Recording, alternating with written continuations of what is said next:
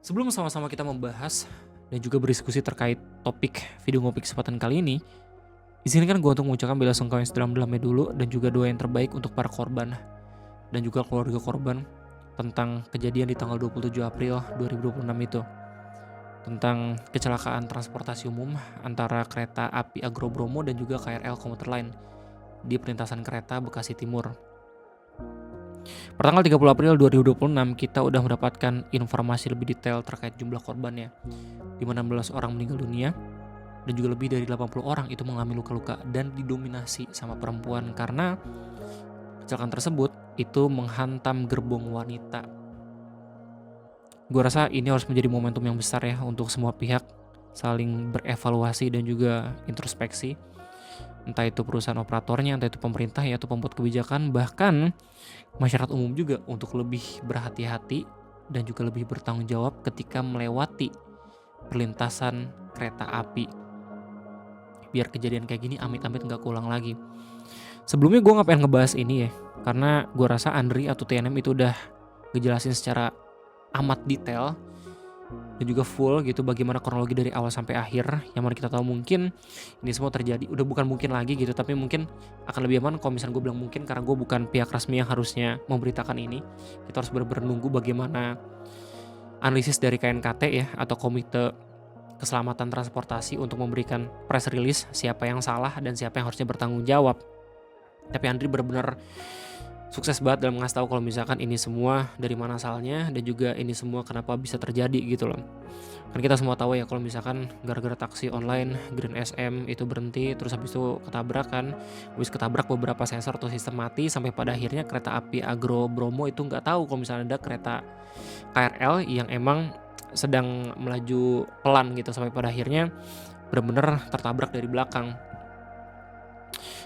Sekali lagi, gue awalnya nggak pengen ngebahas ini karena udah banyak banget kan orang-orang yang nggak tahu ini bahasannya udah melenceng kemana-mana, udah langsung tiba-tiba ngomongin soal gender karena beberapa pernyataan-pernyataan, sorry kalau misalnya gue harus bilang ini, bodoh dari pihak-pihak tertentu. Yang paling rame itu kan dari PPPA ya, Menteri PPPA yang bilang kalau misalkan salah satu solusi agar ini semua tidak terjadi adalah dengan memindahkan gerbong wanita ke tengah. Karena mungkin beliau ngomong kayak gitu, korbannya kebanyakan perempuan, tapi di situ langsung pada banyak banget yang protes, apalagi pihak laki-laki kalau misalkan semua nyawa itu berharga. Gara-gara itu juga mungkin orang-orang udah pada nggak fokus lagi, bukannya membahas tentang bagaimana evaluasi ini berjalan dengan baik gitu ya, tapi justru malah ngomongin soal kesetaraan gender lah dan segala macam gitu loh. Untungnya banyak banget pihak-pihak juga yang ngasih tahu kalau misalkan ini semua bukan soal gender, kayak misalkan Direktur Utama KAI dan juga Menteri Koordinator juga AHY gitu loh. Tapi nggak cuma itu doang yang emang memberikan pernyataan. Ada juga DPR yang bilang katanya Dirut KAI harus mundur. Bahkan Presiden kita, Prabowo, itu bilang kalau misalkan bakal nganggarin 4 triliun untuk bangun flyover usai kecelakaan di Bekasi. Dimana banyak banget pihak-pihak di berbagai macam media sosial menganggap kalau misalkan pernyataannya takutnya impulsif doang, tanpa tahu ini akar permasalahannya dari mana dan bagaimana caranya kita evaluasi dengan efisien dan juga tepat sasaran di waktu yang tepat. Makanya harus ada analisis dulu, ya nggak sih? Dan kalau misalnya lihat dari beberapa berita-berita lain, ini sebenarnya Pak Prabowo bukan secara pribadi ngasih dan juga menganggarkan 4 triliun gitu ya, tapi misalnya keterangan tambahan dari Pak Airlangga selaku menteri juga ya, Menteri Koordinator Bidang Perekonomian, itu beliau bilang kalau misalkan ini bakal dibiayai sama APBN, semoga uangnya ada. Nah sebenarnya ada satu berita yang menurut gue tuh pantas harus kita kawal bareng-bareng. Itu berita yang mengatakan kalau misalnya katanya KAI itu akan menutup 1.800 perlintasan liar yang dikelola oleh ormas. Dan gara-gara berita ini, gue bener-bener baru tahu kalau misalkan semua perlintasan rel kereta api itu nggak semuanya resmi, tapi ada juga yang dibuat sama ormas. Dan kalau misalnya lo lihat terkait lokasi kejadian kecelakaan kemarin gitu ya, tanggal 27 April, dimana kalau misalnya dilihat ya ini pelangnya bukan pelang otomatis segala macam, mungkin ya emang akar permasalahannya dari adanya perlintasan liar. Dan kita bakal bahas bareng-bareng di video ngopi kesempatan kali ini. Jadi selamat datang di Ngobrol Persen Indonesia bersama gue, your favorite Uncle Omre. Pertanyaannya adalah sebenarnya perlintasan kereta api itu tanggung jawab siapa sih? Apakah perusahaan operator yaitu KAI atau pembuat kebijakan? Gue coba buat search dikit dan alhamdulillah ada juga ya berita yang membahas ini dari Kompas dengan judul Palang Pintu Perlintasan Kereta Api Tanggung Jawab Siapa. Jadi di berita ini dikasih tahu kalau misalnya kecelakaan antara KA Argo Bromo Anggrek dan juga KRL di Stasiun Bekasi Timur, Kota Bekasi, disebut-sebut berkaitan dengan insiden sebelumnya yang melibatkan KRL dan sebuah taksi di perlintasan Tambun, Bekasi. Meski demikian, hingga kini belum ada pernyataan resmi yang menjelaskan kronologi maupun penyebab pasti dari masing-masing peristiwa. Di peristiwa ini lantas kembali mengingatkan pada pernyataan dan juga pertanyaan yang kerap muncul setiap kali insiden serupa terjadi. Siapa yang bertanggung jawab atas palang pintu perlintasan kereta? Di mana kita udah mendapatkan pernyataan langsung dari KAI kalau misalkan itu bukan wewenang mereka sebagai operator. Ini langsung dikasih tahu sama Komisaris Utama PT Kereta Api ya Pak Said Akil Siraj yang bilang kalau misalkan penyediaan palang pintu di perlintasan sebidang bukan menjadi tanggung jawab KAI. Di mana nanti kita akan evaluasi, tapi yang jelas palang pintu sebidang itu bukan kewajiban KAI. Ini banyak orang yang nggak tahu, ujar Said di RSUD Dr. Casbullah Abdul Masjid. Mungkin dikasih pernyataannya waktu nengok korban juga ya. Menurut dia, kewenangan tersebut berada di pemerintah daerah atau pemangku kebijakan wilayah dengan koordinasi lintas kementerian. Beliau sendiri bilang KAI itu kewajibannya cuma menjalankan kereta api, narik tiket itu aja. Ia juga mengungkapkan bahwa pembangunan palang pintu membutuhkan anggaran besar, bisa mencapai sekitar 3 miliar per titik sehingga sering menjadi kendala realisasi di daerah. Lu tau gak sih waktu gue baca berita ini yang paling gue ingat itu apaan? Fenomena Pak Ogah dan juga beberapa lampu lalu lintas yang sengaja dirusak sama warlock-warlock sana agar bisa menjadi Pak Ogah dan mendapatkan cuan. Dan itu emang sangat amat berbahaya, apalagi kalau misalnya kita ngomongin soal bagaimana transportasi itu melalang buana di jalan besar gitu ya. Apalagi kalau misalnya kita ngomongin soal kereta api ini, sampai sekarang udah ada fenomenanya. Yang lebih ironis lagi adalah harus nunggu kejadian kayak gini dulu gitu, baru orang-orang tuh pada sadar kalau misalkan itu tuh berbahaya. Tanggung jawab dibagi sesuai status jalan. Secara regulasi, pengelolaan perlintasan sebidang diatur dalam Undang-Undang Nomor 23 Tahun 2007 tentang Perkeretaapian dan Peraturan Menteri Perhubungan Nomor 94 Tahun 2018 ini. Undang-undang ini bisa menjawab ke kita semua gitu ya, siapa yang pada akhirnya secara resmi itu harusnya bertanggung jawab terhadap perlintasan liar. Dan peraturan tersebut ditegaskan perlintasan sebidang pada dasarnya harus diminimalkan. Namun jika masih ada, maka tanggung jawab pengelolaannya mengikuti status jalan. Di mana jalan nasional itu pemerintah pusat melalui Kementerian Perhubungan. Kalau jalan provinsi itu pemerintah provinsi. Kalau jalan kabupaten atau kota itu pemerintah atau daerah setempat. Dan kalau misalnya lingkungan khusus itu badan usaha atau pengelola kawasan terkait. Dengan demikian, penyediaan fasilitas keselamatan seperti palang pintu, rambu, hingga penjagaan berada pada pihak yang memiliki kewenangan atas jalan tersebut, bukan operator kereta. Makanya di awal gue bilang kalau misalkan peristiwa tanggal 27 itu bisa menjadi evaluasi besar-besaran terutama buat pemerintah juga, karena basically ada tanggung jawab yang diemban sama mereka, yaitu pengelolaan perlintasan kereta api.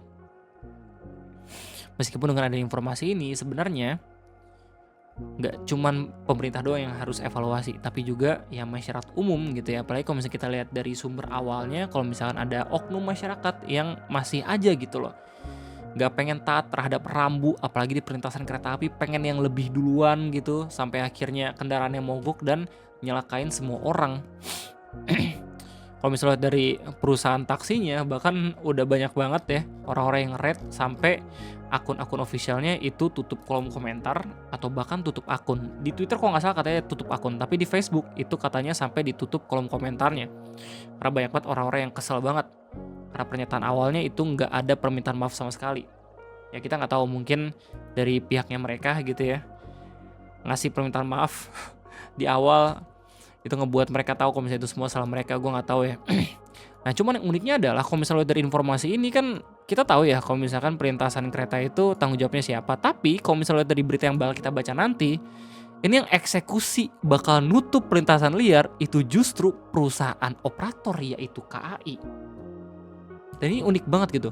Gue berharap banget kalau misalkan pada akhirnya yang ngomong kalau misalkan bakal nutup perlintasan liar itu bukan KAI, tapi presiden langsung. Biar seenggaknya itu langsung dieksekusi kan. Sama aja kalau misalkan kita ngomongin soal kebijakan-kebijakan yang emang sangat amat susah gitu ya untuk dihentikan, kayak misalnya MBG sendiri kan karena instruksi presiden. Kalau misalnya pada akhirnya ini pun diinstruksikan sama presiden, gue rasa tuh secara eksekusi itu bakal cepat dilakuin, ya nggak sih? Makanya gue bilang kita harus sama-sama kawal berita ini, karena basically ini yang bakal ngehandle ya, nutup perlintasan liar itu salah satunya sama KAI. Cuman gak usah khawatir, dari judul aja cuman dibilang KAI, tapi kalau misalnya membaca dari Tirto, KAI juga itu menggendong beberapa pemangku kebijakan, salah satunya Kementerian Perhubungan kalau nggak salah. Beritanya lu bisa dapat dan juga lu bisa lihat dari Tirto. Di mana direktur utama PT KAI Bobi Rashidin menegaskan bahwa KAI akan melakukan penutupan terhadap palang perlintasan sebidang yang dikelola secara tidak resmi. Di mana menurut Bobi, penertiban akan dilakukan tanpa pandang bulu, bahkan termasuk kepada palang perlintasan sebidang yang dikelola oleh oknum organisasi kemasyarakat. Ini gue baru tahu loh, anjir sumpah. Kalau misalkan perlintasan kereta tuh ada yang dikelola juga sama ormas, anjir. Yang mengatakan penutupan perlintasan sebidang liar itu akan dilakukan bersama-sama dengan Direktorat Jenderal Dirjen Perkeretaapian Kementerian Perhubungan atau Kemenhub. Dan menurut gue ini bakal lebih powerful lagi kalau misalkan ada pernyataan langsung dari kementerian lain gitu ya. Kayak misalnya PPA ya, semua kementerian udah sepakat, bahkan sampai ya the highest operatornya yaitu Pak Prabowo-nya sendiri. Bobi juga mengimbau masyarakat agar tidak lagi membuat perlintasan sebidang liar, sebab perlintasan sebidang liar disebutnya mengganggu visibilitas dari masinis. Selain itu, perlintasan bidang liar juga tidak memiliki sistem sensor dalam portalnya seperti yang dilakukan dan juga dimiliki oleh palang perlintasan bidang resmi. Jika ada perlintasan-perlintasan yang sudah dijaga, sudah dipasang alatnya, jangan dilanggar. Yang ditutup, yang kami sudah tutup karena tidak memenuhi syarat-syarat keselamatan. Jadi kayaknya gue nggak tahu ya apakah emang semua itu bakal ditutup atau emang dilihat lagi gitu, apakah ada yang masih bisa dibuka atau kagak gitu. Soalnya di sini dikasih tahu kalau misalkan ada syarat-syarat tersendiri, kalau misalkan tidak memenuhi syarat itu pasti bakal ditutup. Hingga saat ini KAI mencatat setidaknya ada 1.800 perlintasan bidang yang tergolong tidak resmi atau liar. Untuk menjamin keselamatan di perlintasan bidang itu, ia mengatakan akan ada pembangunan flyover maupun palang bersistem. Ya, jadi ini katanya KAI dan juga Dirjen ya Kementerian Perhubungan. Tapi gue rasa akan sangat powerful kalau misalnya pada akhirnya beberapa pemerintah gitu ya, entah itu pemerintah daerah, provinsi, dan juga pusat itu juga bahu-membahu ya untuk membantu ini semua bisa terlaksanakan. Karena emang kata presiden juga bakal dianggarin 4 triliun, gue rasa mungkin gak semuanya bakal ditutup, tapi juga ada yang dibuatin flyover gitu tuh. Tapi gue gak tahu itu secara teknis apakah benar bisa dilakukan atau kagak. Yang jelas gue tahu keterbatasan gue, ini bukan bidang gue gak pengen asbun doang gitu ya. Gue cuman berharap semoga ini gak terjadi lagi. Semoga korban dan juga keluarga korban itu bisa cepat pulih. Dan semoga KAI ya dan juga pihak-pihak yang terlibat itu beneran bisa mengeksekusi ini dengan baik. Entah itu beneran bakalan ditutup atau dievaluasi dengan menghadirkan solusi yang lain ya. Soalnya lawannya ormas gitu loh. Well, itu aja mungkin dari gue. Terima kasih banyak. Sampai jumpa lagi nanti di next video ngopi. Sorry banget kalau misalnya pada akhirnya gue harus memberitakan ini ya, karena menurut gue ada berita yang harus sama-sama kita kawal bareng-bareng gitu. Soalnya KAI juga gak bisa bekerja sendiri, ya gak sih? Well, thank you banget. Sampai jumpa lagi nanti di next video ngopi gue undur diri. Sampai jumpa.